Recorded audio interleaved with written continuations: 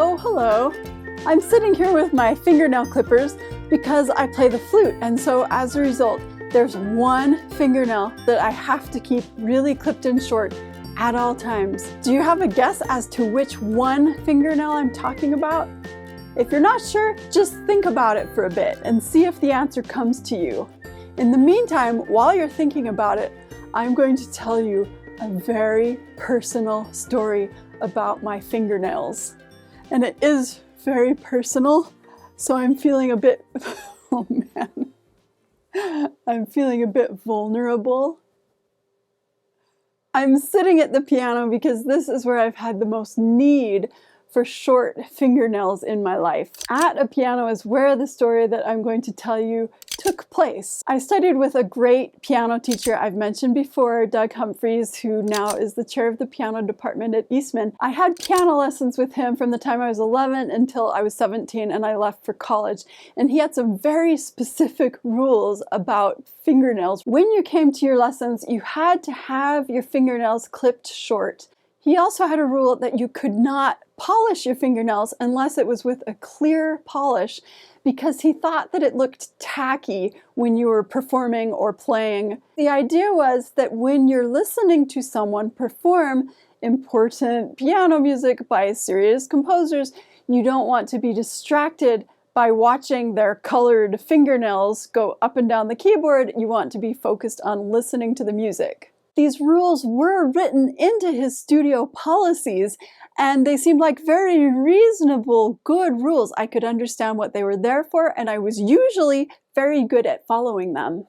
But one memorable day, when I was about 15 years old, I went to my lesson and I knew that my nails were a bit long and I should clip them, but I didn't really have time. I had not clipped my fingernails before my lesson, so I played my scales for my teacher and I could even hear them clicking a little bit on the keys. He told me to stop, and it was written into his studio rules, which I knew that if you came with unclipped nails, he would clip them in the lesson.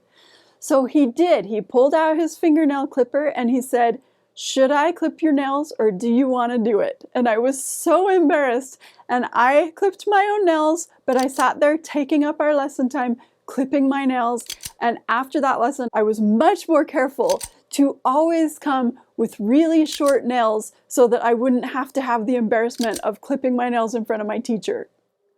When it comes right down to it, I'm a flutist. So why am I telling you this story about my long pianist fingernails and getting them clipped? Well, here's why. When you play the flute, most of your fingernails should never have any contact with your instrument. So really, with most of your fingernails, it does not make that much difference at all whether they're long or short. However, there is one nail that is actually in constant contact with your flute. One finger acts as an anchor for your flute at all times while you're playing. Only one finger. Which one is it? It's your right thumb.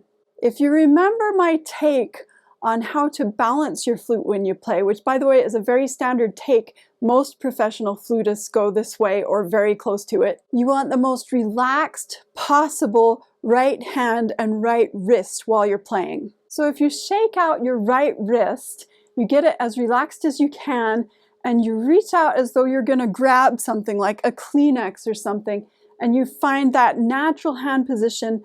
Your thumb is naturally in this place relative to your fingers, farther back. It's not out in front like this, where we often tend to put it to balance the flute. If you have your fingers this way, then when you reach out for your flute, your thumb is going to be pretty far back, and your thumbnail is going to touch the tube back here while you're playing. You want to emulate the very most natural position possible with your right hand as you play. One specific thing I like to warn my flute students against is that as you move your right hand to go into your flute, be sure that you're not tempted to make the flute claw. This is what I call the flute claw. You're going in with your normal, natural hand position, and as it approaches the flute, you go something like this. That's the flute claw.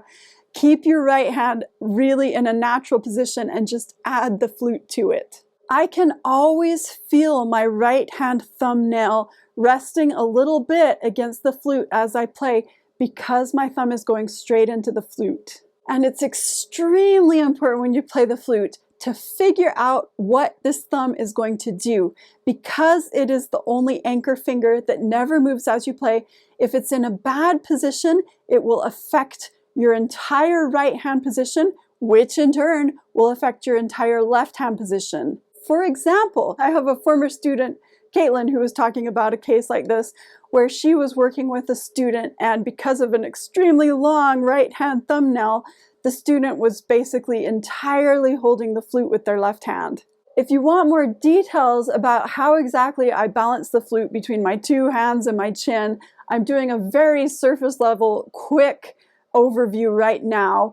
But I went into all of this in a lot of detail in the first episode of my season 2. It was in an episode called Flute Balance, How to Hold Your Flute. And if you feel at all uncertain about how you're balancing your flute, that's where I put all my best ideas that came from all my best experiences and teachers. Do be sure to check out that episode, and it will make you feel even more convinced how important it is to keep this thumbnail short. For many years now, I've hated the feeling of having long fingernails because of all those years of piano study. It started to feel wrong to have long nails and tidy and right to have them short. And now, even though I'm not studying piano or performing regularly on the piano, I want to be able to sit down whenever I want and play the piano just for fun and not feel that they're too long and that they might be clicking on the keys. But even if I get lazy about clipping my nails and I let them grow out a bit, there is this one nail that I never ever allow to grow out because I am a professional flutist. I always have to keep that right thumbnail really short. And as a sort of homage to that piano teacher who taught me so well that I should keep my nails short, I fully intend to bring a dedicated pair of fingernail clippers to my office and leave them in my office as a gentle encouragement to my students to keep this one thumbnail short just as soon as we're a little bit farther away from our current COVID worries. Right now, for myself, I can see a tiny little bit of white on this thumbnail, and more importantly, when I feel the thumbnail, I can feel it sticking out just a little bit from that thumb. Those to me are both clear signs that even though this thumbnail may look quite short to the normal person, for me as a flutist, it is too long and it is time to clip it.